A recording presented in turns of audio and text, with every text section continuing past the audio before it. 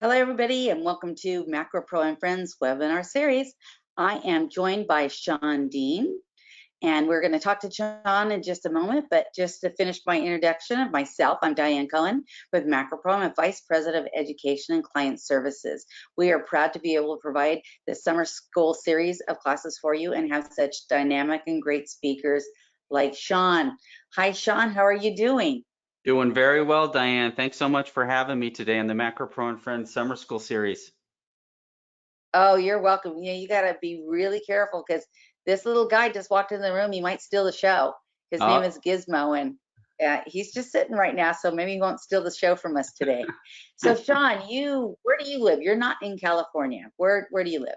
yep, I'm originally from Southern California, but for the last 20 something odd years, I've been on the East Coast, just north of Boston, Massachusetts. Nice.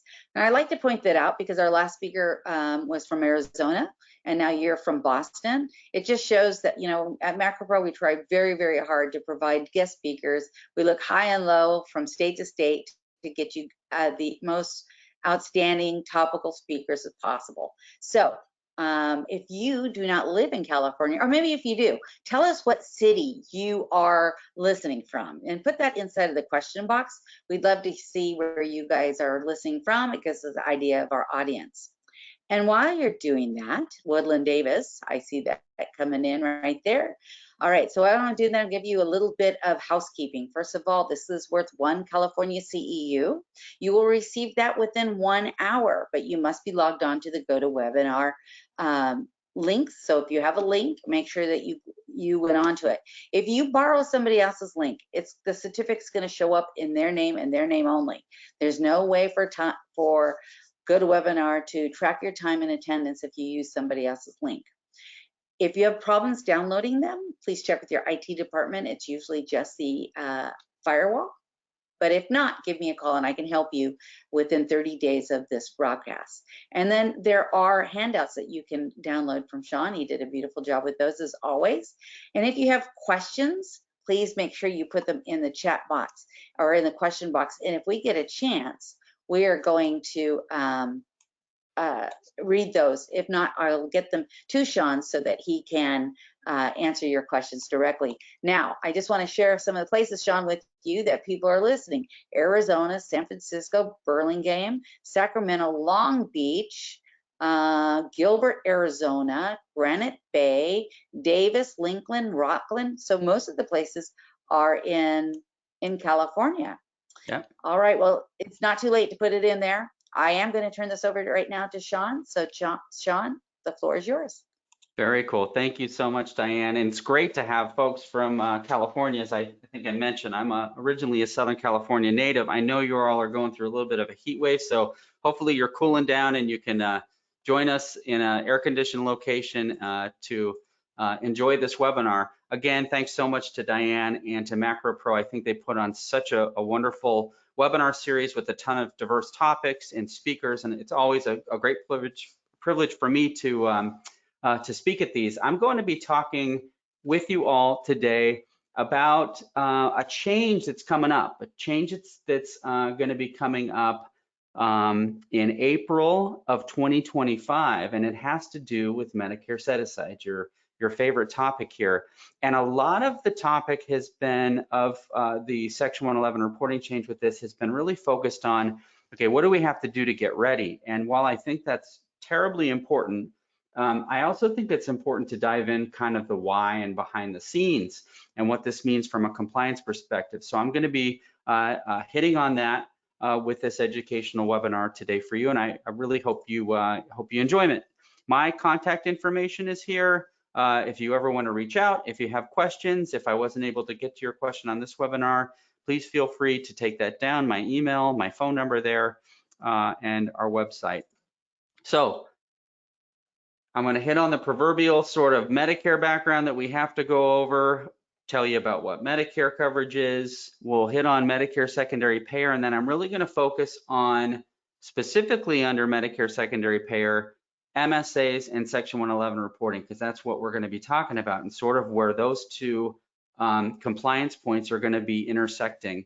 And then really what's important is life after the settlement. What happens when you have one of these MSAs that ultimately gets reported by the insurance carrier or self-insured via Section 111? What does that mean?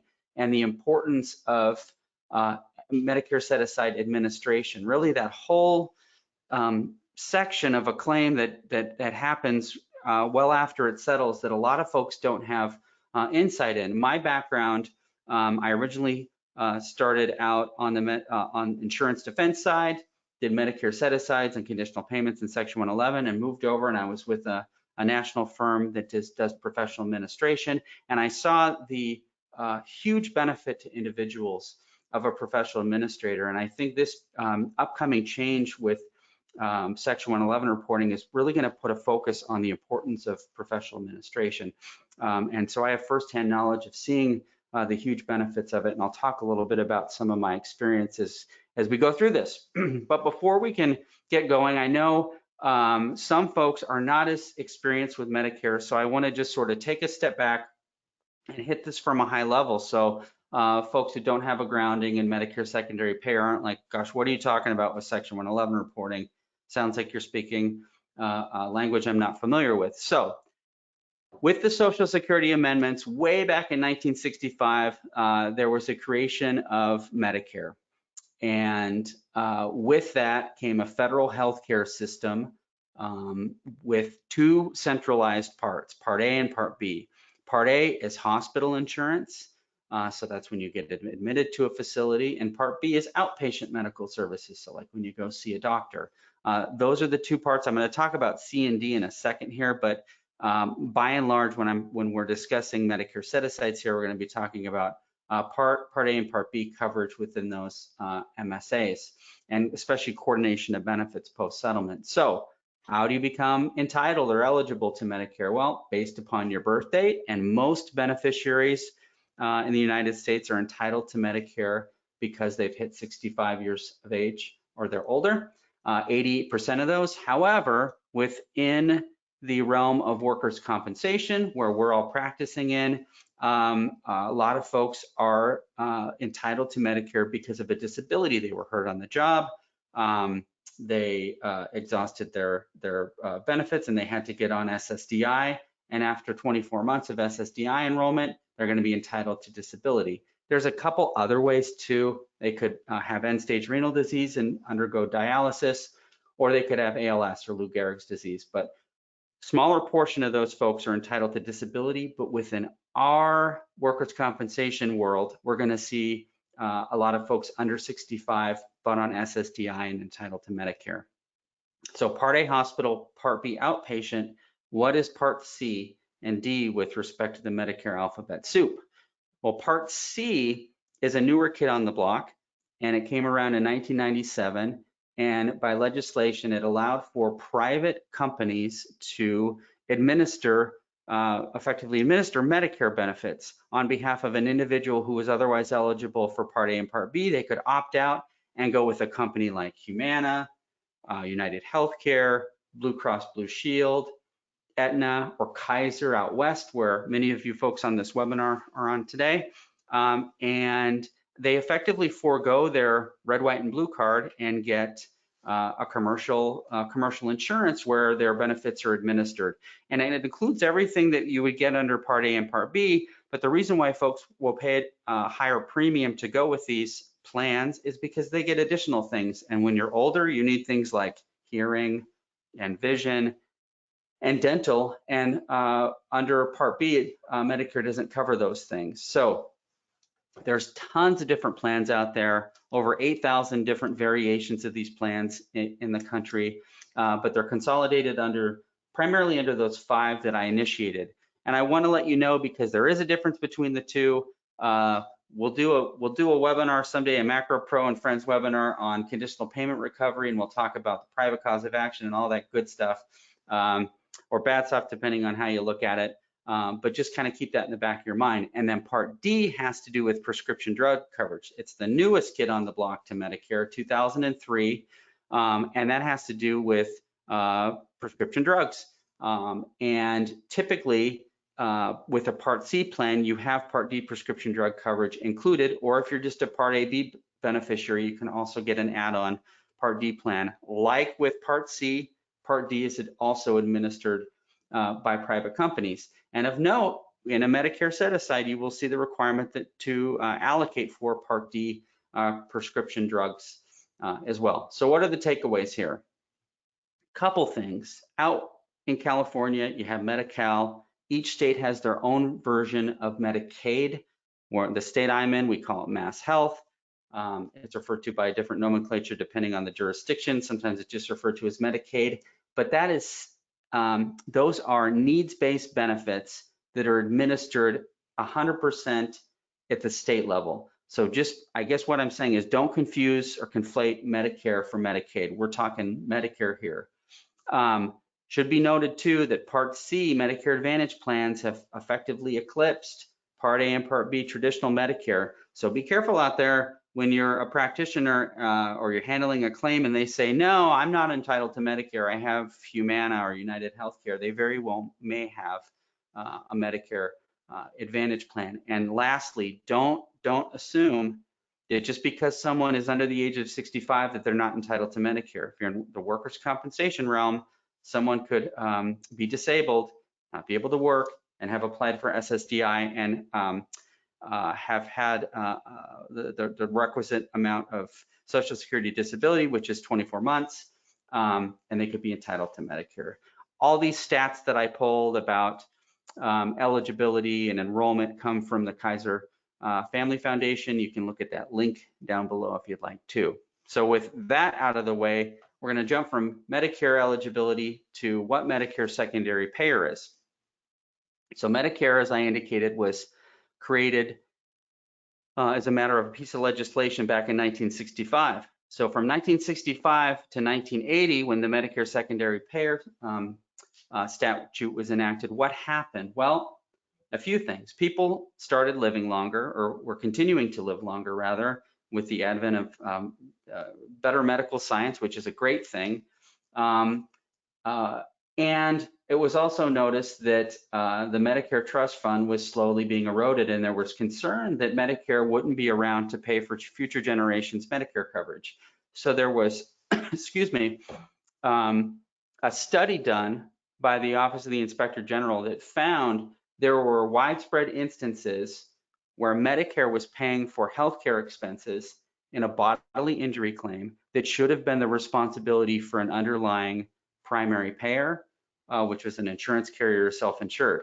So our legislature in their wisdom stepped in and said, Congress stepped in and said, hey, we need to pass a law that places Medicare in a secondary payer position and ensures that if someone is hurt, like on the job, in the course and scope of employment under workers' compensation, that workers' compensation is going to be paying primary to Medicare. I should note throughout this our conversation here this afternoon, I'm going to be solely focusing on workers' compensation, but you should know that Medicare secondary payer is applicable to liability, to first-party claims like MedPay and PIP and no fault, even group health plans, but we're going to be sticking here to workers' compensation. So the crux of it, someone is hurt within the course and scope of employment. If there's any treatment that's causally related to that underlying industrial injury, it should be the workers' compensation carrier or self-insured that's in there that's paying for items or services that are related to that healthcare event and not Medicare. That's it. That's Medicare secondary payer in a nutshell. And it's a little simplistic for me to say it's just a statute because it's not. Medicare secondary payer encompasses a whole set of regulations, which are rules that are promulgated underneath the statute that set forth in greater specificity how the law is to be carried out to ensure that Medicare secondary payer, a growing body of case law, so the courts are stepping in, saying what's permissible and not, generally around conditional payment recovery. Not really a whole lot of case law out there on Medicare set-asides. However, there's tons of policy memo that exists that were supplanted by this workers' compensation Medicare set-aside reference guide that we have. That's sort of our guiding document. There's the Section 111 user guide. There's Medicare secondary payer recovery manuals that we have out there. I've listed a bunch of those in the links here. You can download the PDF or the PowerPoint. You can use that as a reference if you'd like. So you can take a look, hey, where's the MSP statute and regs and Section 111 stuff? So you can find it there. But again, at the end of the day, last word on it here, the goal is to prevent Medicare from making a payment when it can be reasonably expected that another primary payer is going to pay.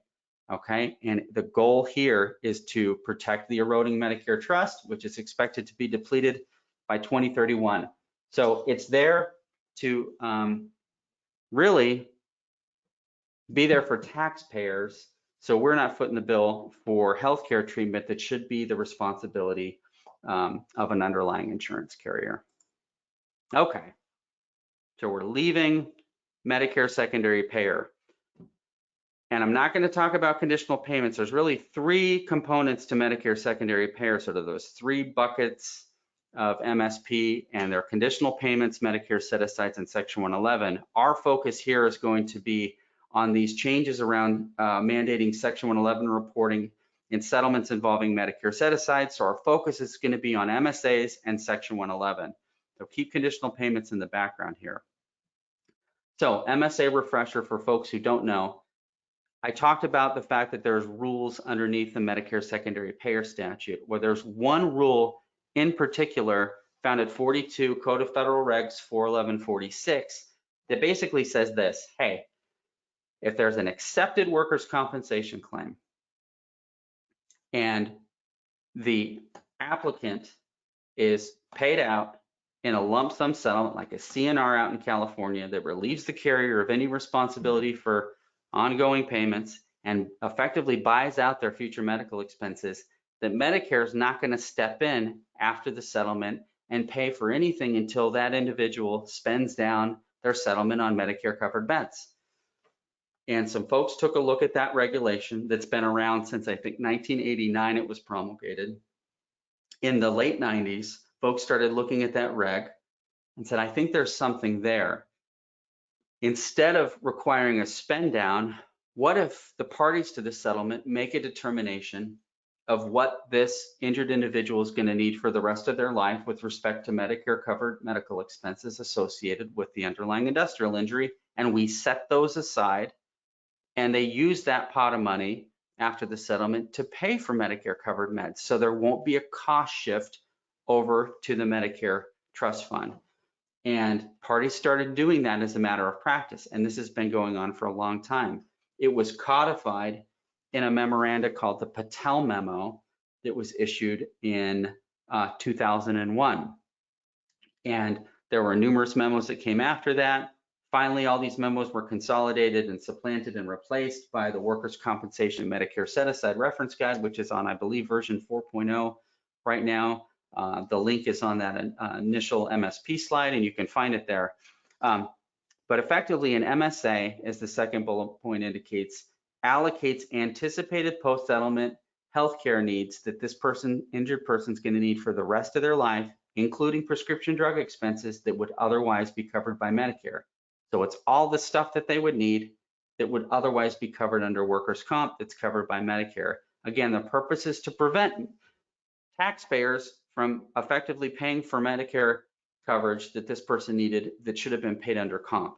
You know, the theory goes, and we talk about it in the parlance of MSAs, is, you know, we're worried that an injured individual is going to go out and use their settlement money to go buy a boat instead of paying for medical expenses. So the MSA is in there to prevent someone from going and buying the boat and using it only for you know, Medicare covered healthcare expenses that are associated with the underlying industrial injury. So it's also important to note that regulation's there. There's no mandate. You won't, if you do a search for Medicare set aside within the text of the statute or the regs, you're not going to find it. It's a policy mandate that exists, and there's no but importantly, there's no legal mandate to even do a Medicare set aside, or rather, I would say there's no statutory mandate to do a Medicare set aside. It exists as a policy mandate. It's sub-regulatory. I should say about submission too, there's voluntary review thresholds. Many of you, if you've been on an MSA talked before. I don't need to get into those, but CMS will voluntarily review an MSA under certain circumstances. Those aren't legally mandated either. And you might be asking yourself, like, okay, what's the primary risk for not doing an MSA? And we're going to be talking about it quite a bit here today, but the primary risk is Medicare not paying for post-settlement treatment if Medicare's interests aren't considered or taken into account at the time of settlement. Okay, that's MSAs. Now we're going to be coming into an area that typically has had nothing to do with MSAs at all. Section 111 reporting.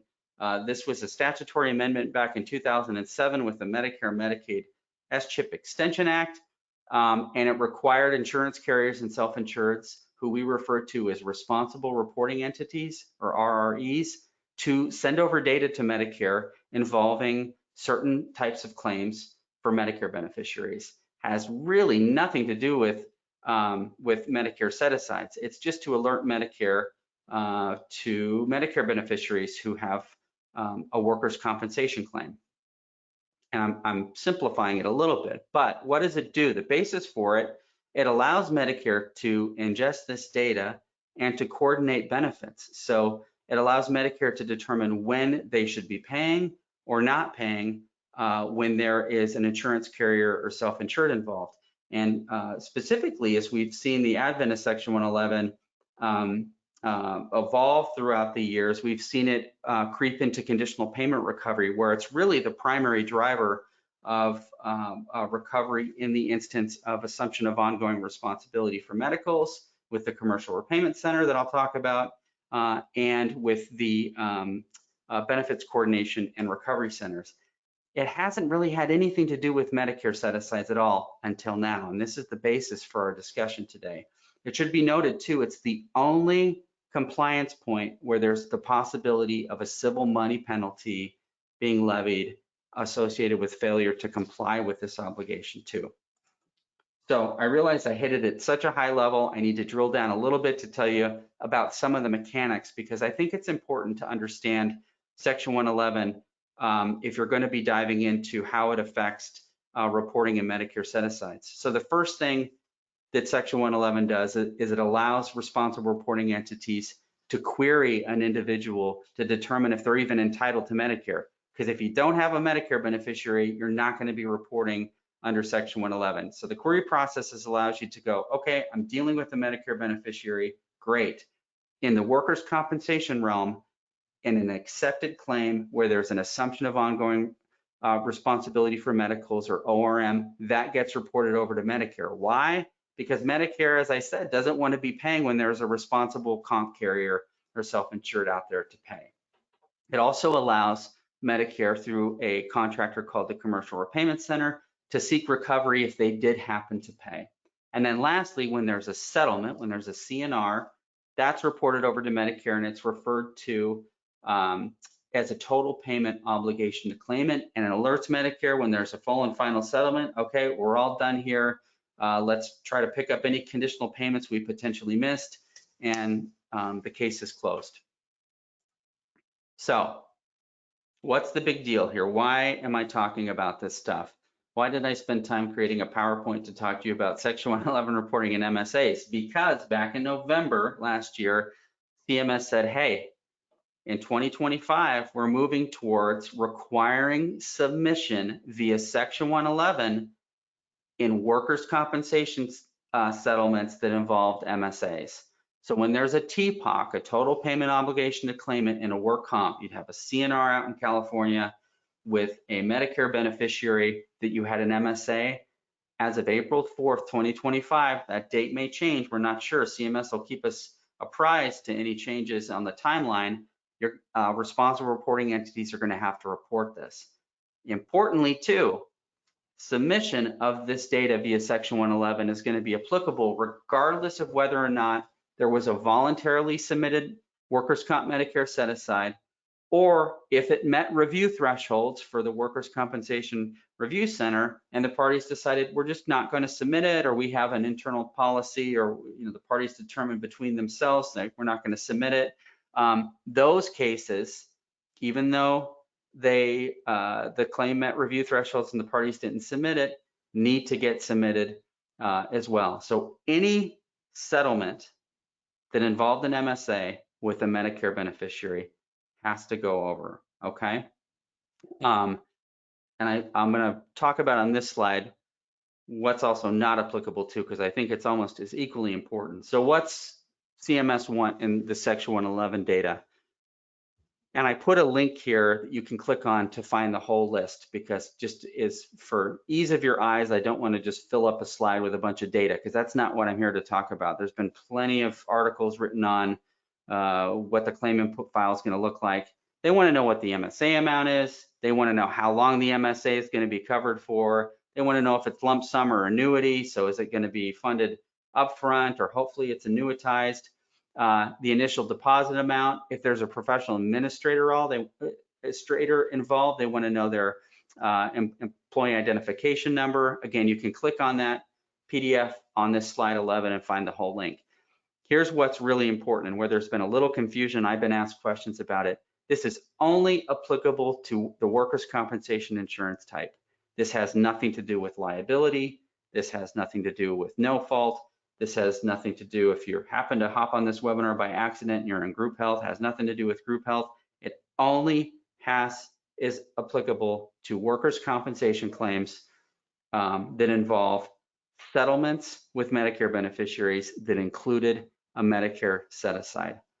Also, has nothing to do with changing any of CMS's guidelines around Section 111 reporting requirements. Doesn't alter anything in that regard.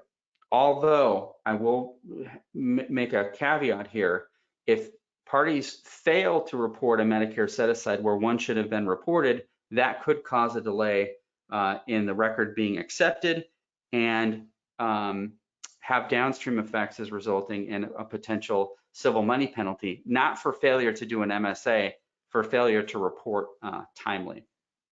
And then lastly, really important here, this policy whereby there's a mandate to report Section 111 information for Medicare set-asides involving work comp claims does not change CMS's current voluntary submission processes, voluntary review thresholds rather, where parties can voluntarily submit a Medicare set-aside dealing with a Medicare beneficiary if the total settlement amount exceeds 25 grand, or if the claimant has this, quote, reasonable expectation of Medicare enrollment within 30 months of the settlement and the total settlement amount exceeds $250,000. There's no new review thresholds here. It doesn't mandate CMS submission of an MSA. Notwithstanding the fact that parties are required to report instances of an MSA with a Medicare beneficiary in a work comp settlement via Section 111. So why is CMS doing this? You see, I have a boat here with that's crossed out.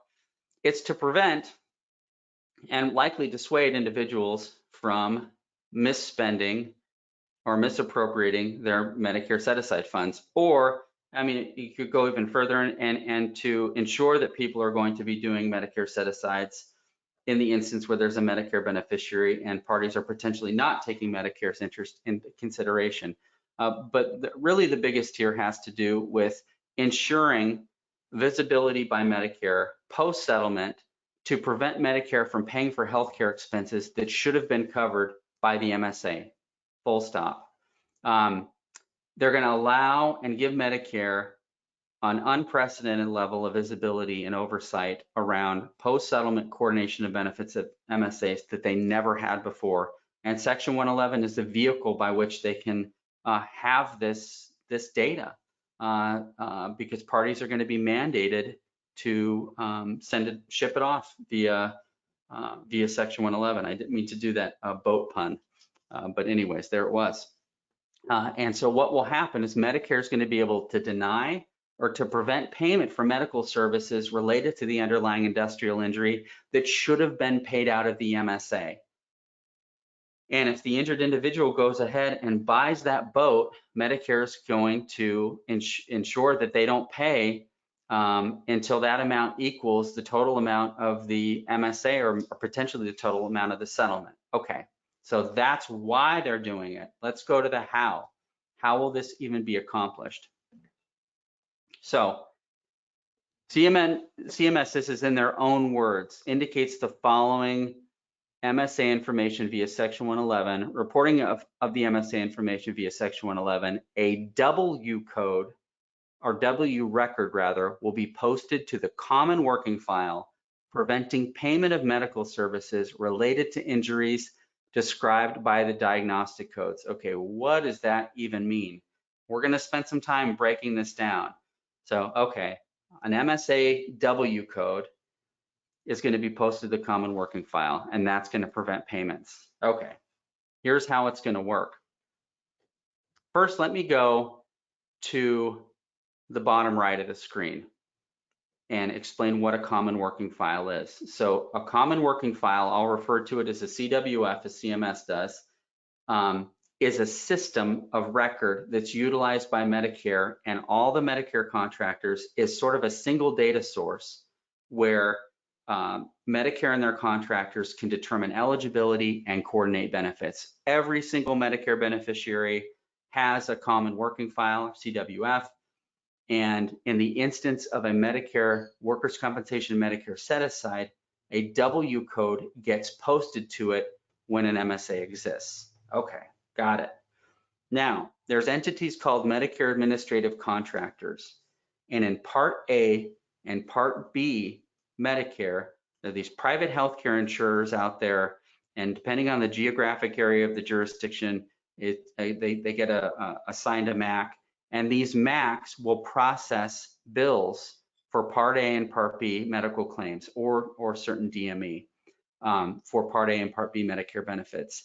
And if these MACs find that there's a W code that exists in the individual's common working file, then they will potentially deny treatment. So this is the administrative mechanism by which CMS utilizes to ensure coordination of benefits post-settlement. A lot of this stuff hasn't been talked about. The primary focus has been on, okay, what do we do to get ready for reporting? And I get it, we have to get ready for reporting and do this, but it's really important to understand the why and the how behind it as well. So again, just to drive the point home, the W code's placed in this Medicare beneficiary's common working file when funds are available to pay for treatment that's related to their underlying comp injury that's otherwise covered by Medicare. What happens is the code gets removed when the beneficiary can demonstrate that they've appropriately exhausted this. And I'm going to talk about what attestation, post-settlement attestation reporting is with respect to Medicare MSA administration in a little bit. But if the code's there, Medicare doesn't pay. If Medicare believes the funds have been appropriately exhausted or depleted, then they remove the code. And when the MACs go bill and the beneficiary goes and treats and the MACs happen to bill, it's open for payment and Medicare will pay. This is CMS's wording. This isn't what I'm saying. Additionally, the contractor has to ensure that Medicare makes no payments related to the work comp injury until the WCMSA has been used up. This is accomplished by placing an electronic marker, that's the W code, in CMS's system used to pay or deny claims.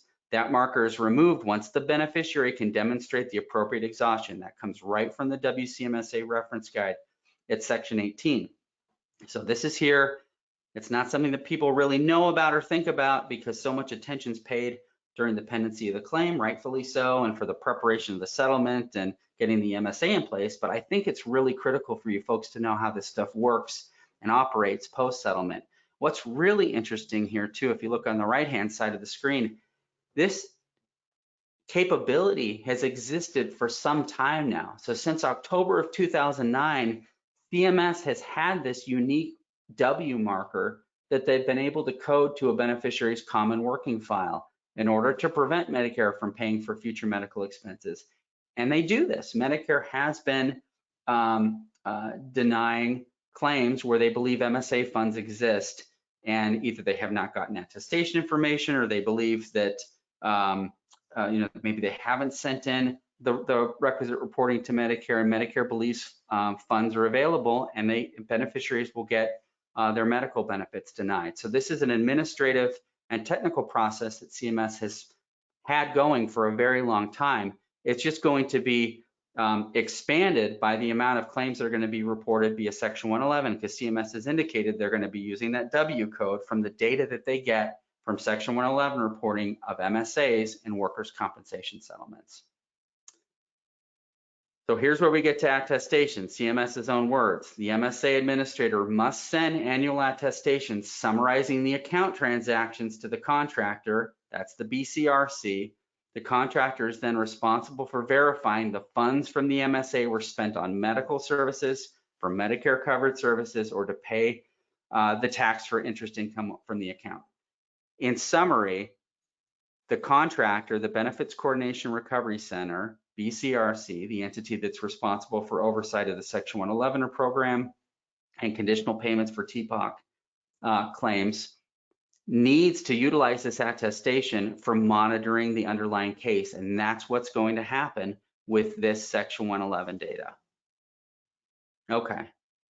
What else do I want to say about this? I think this is fascinating too, because you can see that CMS is increasing oversight post-settlement around Medicare set-asides. And this was something that kind of flew under the radar last year. February 2023, they issued this transmittal in the Medicare Secondary Payer Recovery Manual, and it requires providers to identify when an MSA is involved, that they need to bill against the MSA, and they need to bill Medicare when the MSA doesn't cover for all charges. So CMS has really circled around the MSA post-settlement, and it's going to have visibility from Section 111. They also have mandates of providers to look at these MSAs. So it's really, we're kind of in unprecedented times as far as the amount of oversight CMS is going to have and the attention they're paying, because all of the effort that we go through to do these MSAs and ensure they're in place for the settlement is all for naught if the injured individual is just going to misspend the funds, and they're going to be the ones that have their Medicare benefits affected. So let's talk about MSA administration. What are the requirements? And this is directly from the WCMSA reference guide, as well as the self-admin toolkit, which I had links in the beginning. So what do they have to do? They have to take their MSA funds, put them in a separate interest-bearing checking account, separate from their other checking or savings accounts. And this makes sense because they're not going to be able to account for their funds if their funds are commingled with a checking account they're using to write, their rent or their mortgage or buy groceries with or something like that. So separate interest-bearing account. Most importantly, other than attestation, they can only use the account to pay for medical treatment that's related to the underlying comp claim, and only if the expenses are covered by Medicare. That's 17.3 of the reference guide. There's also record-keeping requirements related to every single healthcare transaction. They need to keep accurate records of those expenditures. And then lastly, annual attestation. Each year, within 30 days of the anniversary of the settlement, the administrator has to submit an attestation to the Benefits Coordination and Recovery Center attesting to the appropriate expenditure of the MSA funds for the prior year. This has to also occur in the event that there was a temporary exhaustion. So let's say the MSA, which most of them are funded by structured settlements, and there's a huge benefit to structuring a Medicare set-aside. But in any event, I digress. In the event that the MSA was temporarily exhausted, their attestation needs to occur. Why? Because Medicare can yank the W code so payment can go through because it was properly depleted. And then also, if there is a total exhaustion of the MSA, Medicare wants to know about that too so they can properly code the common working file with the W code. These are really high-level, basic MSA administration requirements. I'm probably giving a little short shrift to it given where we're at with time, but these are hard things to do for a layperson. I wouldn't do these things myself. I would not have a family member try to do them on their own either. So what happens if an individual mismanages or misadministers their Medicare set aside. This is CMS's words, quote, if payment from the MSA account is used to pay for services other than Medicare allowable expenses related to medically necessary services and drugs for the work comp settled injury or illness, Medicare will deny all work comp injury related claims until the WCMSA administrator can demonstrate appropriate use equal to the full amount of the MSA. Version 4.0, section 17.3. It's right there. That's what CMS says they're going to do. That's what they do. That's what they're utilizing the section 111 data for coming up on April 4th, 2025. They're going to have that reporting process in place so they can accurately have oversight over MSAs post-settlement. I have a really quick note here on non-submits, and the subject matter of this educational webinar this afternoon is beyond the scope of talking about submit, non-submit, and I told you when you could voluntarily submit one.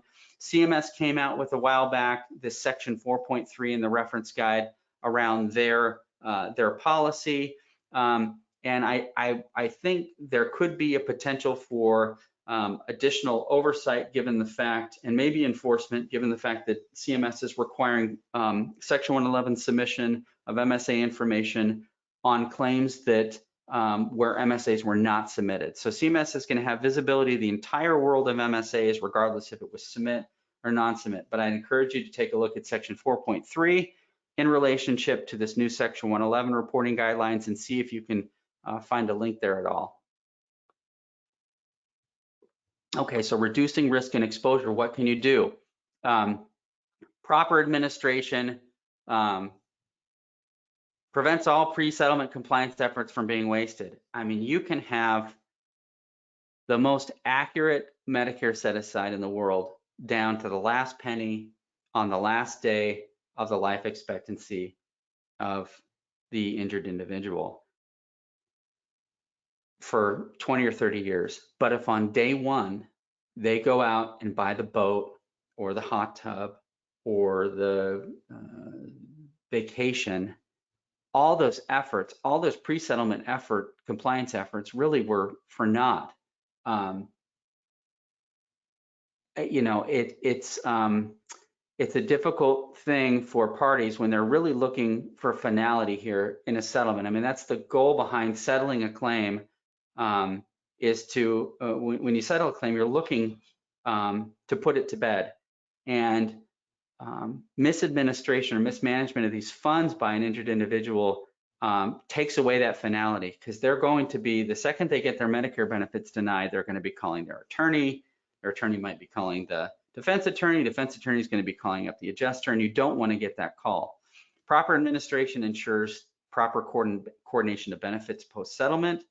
It prevents disruption of care for the beneficiary or denials by Medicare.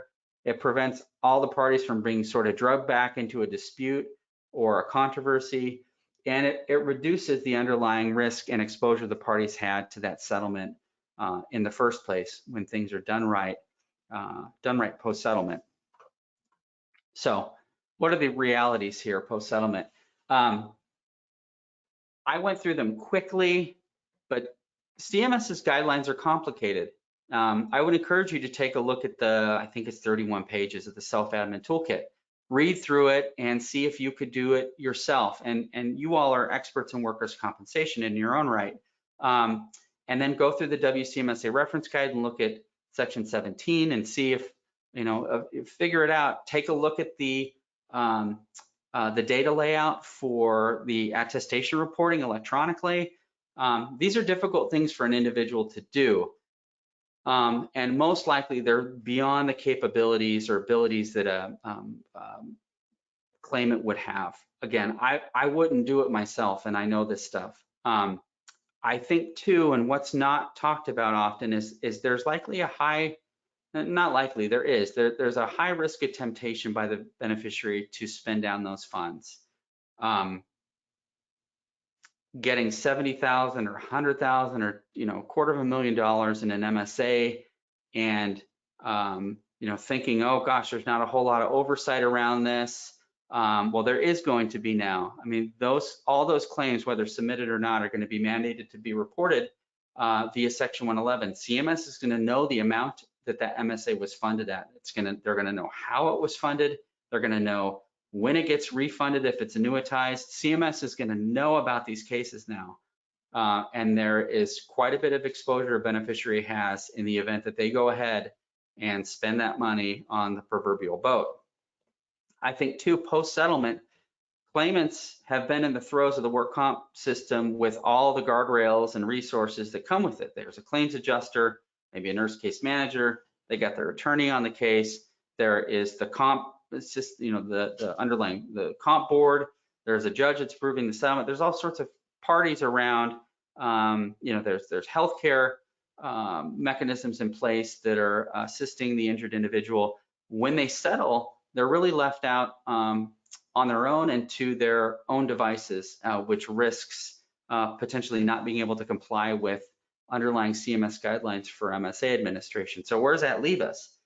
That leaves us to professional administration, which I feel is the only way for parties to properly ensure that the MSA is going to get administered properly. And CMS indicates here, this is CMS's language, although beneficiaries may act as their own administrator, it is highly recommended that settlement recipients consider the use of a professional administrator for their funds.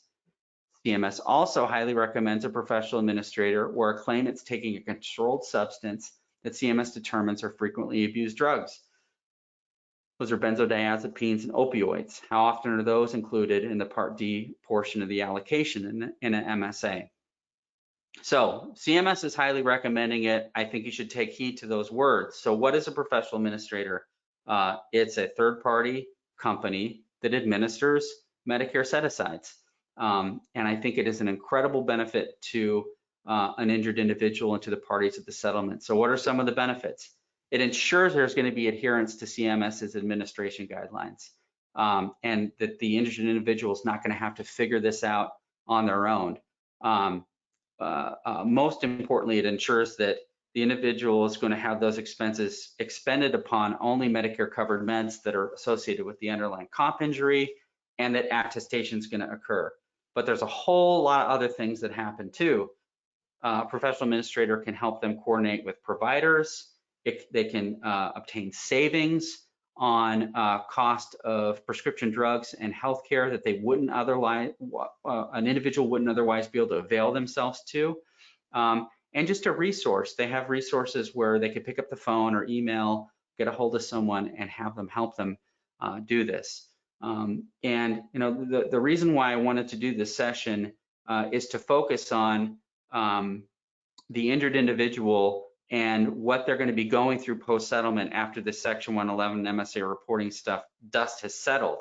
Carriers are going to be able to figure this stuff out and report information over. I just don't think people realize the impact this is going to have on injured individuals and the necessity for needing them to have specialized help throughout the process. So I finished a couple minutes early, and I'm going to take a look at a few questions that came in the chat and just go through these a little bit. Let me see here. So can I get a civil penalty for not doing an MSA or not reporting an MSA? A civil money penalty. Okay, so I covered that a little bit. An RRE is not going to be getting a civil money penalty because they didn't do an MSA. Civil money penalties are not levied in those instances. The enforcement mechanism for not doing an MSA is CMS denying benefits post-settlement, up to the MSA or up to the total settlement amount. And there's a few more mechanisms that CMS articulates in the reference guide. I don't know, to my knowledge, they've never done it, but I mean, the known mechanism to enforce MSA noncompliance is denying benefits. It's possible if the parties forego submitting MSA information via Section 111 in a work comp claim that involved an MSA that could delay reporting and potentially lead to a CMP, but only as it relates to non-compliance in Section 111, not the MSA. So I hope that answers your question. I have one more before I hand it back to Diane. Does CMS have the legal authority to mandate this reporting? They do. Congress, when they passed this legislation, like they do with most legislation, gives the authority, if it's in the CMS realm, to the Secretary of Health and Human Services to establish rules and regulations to comply with the underlying mandate of the statute. And that's what happened with Section 111. Everything's codified under CMS policy, even though that the underlying Section 111 mandate is a statutory mandate. But those are good questions. So I'm going to turn it back to Diane. Okay, yeah, so let me answer one question here. The question was whether or not there's handouts. There are handouts. Please download them now while you have a moment before the webinar is shut down. It is under handouts inside of your control panel. So make sure it's towards the bottom. Make sure you download those now. Then we have another question that says, why is it that Medicare doesn't care about taking on future Medicare costs until someone is 62? Why not before that? Because an individual who has not yet attained the age of 65 and is not otherwise entitled to Medicare by way of disability, Medicare has no skin in the game at that point. They're not entitled to Medicare. CMS is clear within the self-admin toolkit. I don't know the chapter and verse there, but it says in the self-admin toolkit that if an MSA is established and the individual is not yet eligible for Medicare, they still need to use their Medicare set-aside funds for otherwise Medicare covered medicals associated with the work comp settlement. The contractor, the BCRC, does, in at least submitted cases I'm aware, does monitor those reasonable expectation enrollees, and then will start flagging the common working file once they become entitled to Medicare. They mandate it because, even though they don't have skin in the game because they're not entitled to Medicare, they still mandate it.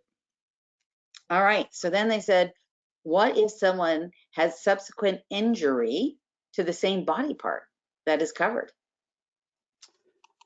Yeah, so the nature of an MSA is that it's a snapshot in time of an individual's treatment up to that point in time that the MSA is done.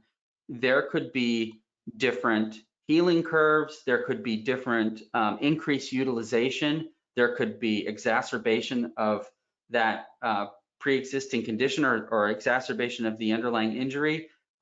Costs would still go to treatment for that underlying injury. It's just possible that the rate of spend on that particular MSA might be increased and it might exhaust sooner than was anticipated if they had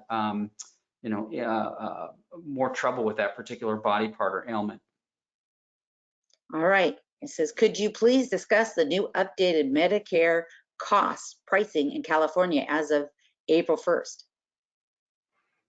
So that's likely beyond the scope of this conversation. I can get to someone offline on that, but I'd have a few follow-up questions, and it would probably take me 8 minutes of time we don't have to get to the question there. But I'm happy to reach out to the person and discuss it with them. All right. Another one is, the writing is very small. Is CMS rejecting 0.00 allocations for MSAs where we are agreeing to settle a denied file where the settlement is over $25,000 threshold and the CLT, the recipient and or with 30 months, question mark? I'm not sure I understand the question. CMS has, in the last several years, they have not been consistent with their review and approval of $0 set-asides. There's unfortunately, no codification of their standard operating procedures with respect to those that I'm aware of, and they don't articulate it with any great degree of specificity in any of their policy guideline documents.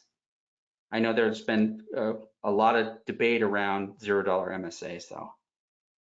All right, here's another question.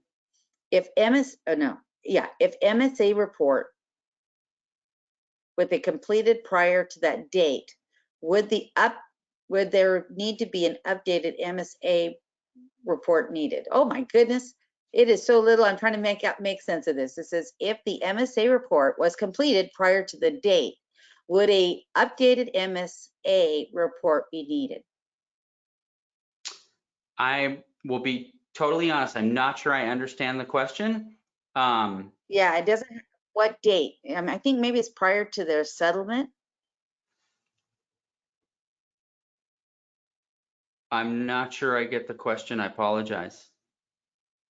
All right, no worries. Jasmine, if you would put that back in the message, maybe a little clearer.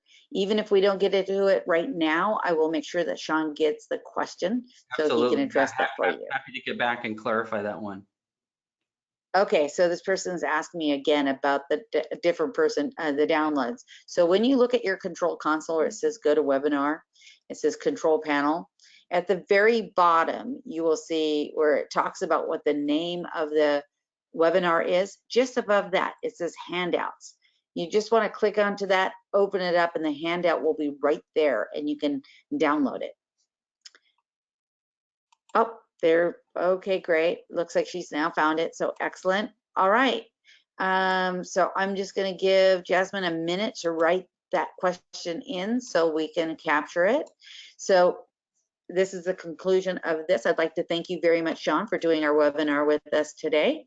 And just a reminder to everyone that we will be doing more webinars this month. I believe there's a total of 12 that you can participate in.